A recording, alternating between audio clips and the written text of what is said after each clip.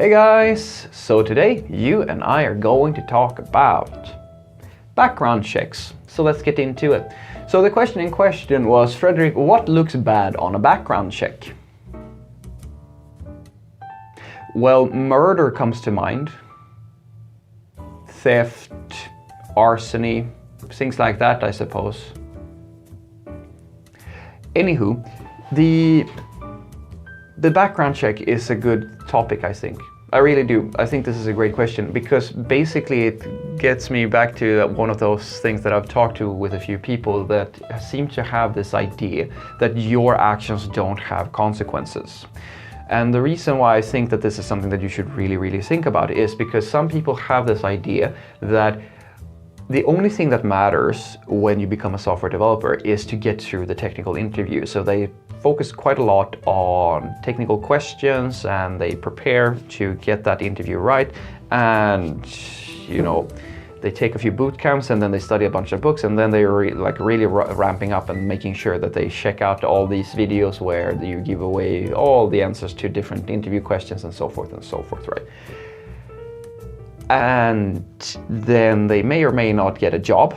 And here is where the danger lies, because the thing is, guys, the technical interview is just a preparation. It's just a test of skill. It's just checking out if you have what it takes to work in that environment. So unless you actually have the ability to do all these things once you're in, you're gonna fail. You're gonna crash and burn, because the thing that makes a quality developer is not the technical interview. It has nothing to do with how good you are at actually working as a software developer once you're in. That's the thing that you should master. The technical interview is just a way for the company to figure out if you actually know how to code. But when you're inside, the stakes are gonna go even higher. The technical interview is easy in comparison. I'm gonna be honest, there's often quite a lot of technical interviews where they have a lot of computer science questions and stuff like that, and that's a whole different video. But the actual challenge is to work for the company and be productive and be perceived as a good hire or something like that.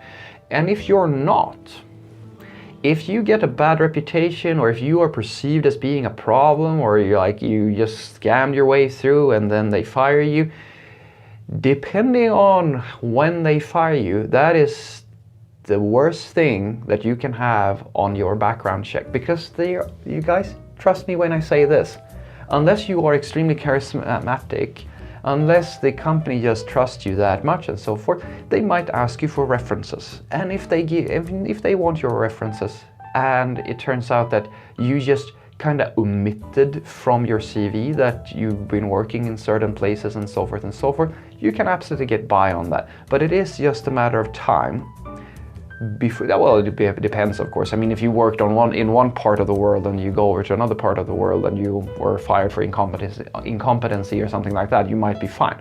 But if you have more than a few jobs within the same region, I mean, IT is big, but it's not that big. People talk to each other, and it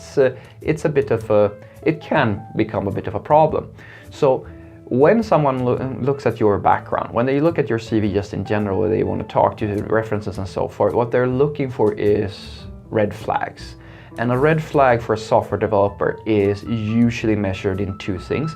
And one of them is actually very common. Number one is, how well have you been getting along in your previous jobs? Like what do other employees or employers have to say about you?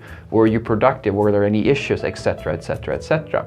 The thing that looks bad is if you have a lot of strong opinions and you don't really get along with people, you try to push your own will too much, or you're not a team player, things of this nature. If they get the sensation that you will be a problem within a group of other developers, that's a red flag. That's a big red flag. And if they figure this out from the personal interviews that they will have with you or with references and stuff like that, you're pretty much out the door. Then again, I will be honest, it's kind of rare-ish for a company to do a really extensive background check like this. They usually just check like what you claim that you have been doing, and only they run a background check if they already kind of have a uneasy feeling about you, but they want to make sure. And that uneasy feeling usually comes from this thing, as I was saying, like they are questioning you in the personal interview stage. The second thing that can happen is that they see that you have a consistent job hopping history. That is something that is also very bad. So when a company hires you, there is a sweet spot of how long they calculate that they need you to stick around, because in programming today, depending on how you look at it, the sad truth is that the average programmer stays at the same job for roughly 2 years, between 2 and 4 years actually, before they hop to the next thing, right? And if you hop at that pace, that is it's not uncommon. Certain employers will of course not like it, because hiring people is expensive and training people is also expensive, so they want you to stick around, of course, in many ways. But it is not, it's normal. So it's not that you who is doing something uncommon, it's just the way that the industry works. If you're jumping more than that, if you are jumping every 6 months or like less than a year or something like that, that is a bit of a problem. If you're getting fired, because either you're getting fired, if you work at a company for less than for let's say just a few months, then either you were a consultant or you were a problem when you got fired, or you just jump to the next thing. Like you're an inconsistent person, you're a risk. If you look and see that this person has done this more than a few times, it's actually a risk to hire this person, because odds are that you're not going to get your money's worth for that sort of investment, because quite a lot of companies consider a person like, how long do I need to keep this person around before I kind of make up for the cost of hiring that individual. So what I want you to take away from this is that when it comes to background checks and checking references and stuff like that, there's two main things that would look really, really bad on your CV, or just in general. And that is, number one, if it turns out that you are a bad culture fit type of person, or you're not a team player, or you're a bit of a elitist and you think that you're all that and you don't really cooperate so well with other people. And the second thing is if you have a pattern, a history of job hopping. If you have quite a lot of short employments and it seems to happen more than a few times, you are going to get questioned. Like, the first question is going to be, oh, is this person incompetent? Like, because if it's really a really short amount of time, then usually it's because they didn't really fit that company. If you've been employed for less than a year or 6 months or something like that, that's roughly the time it takes to train a new employee to be like really proficient and really settle in. And if you're getting fired in that time span, quite a lot of companies will think of this as indications that maybe you are just incompetent or you have some problem.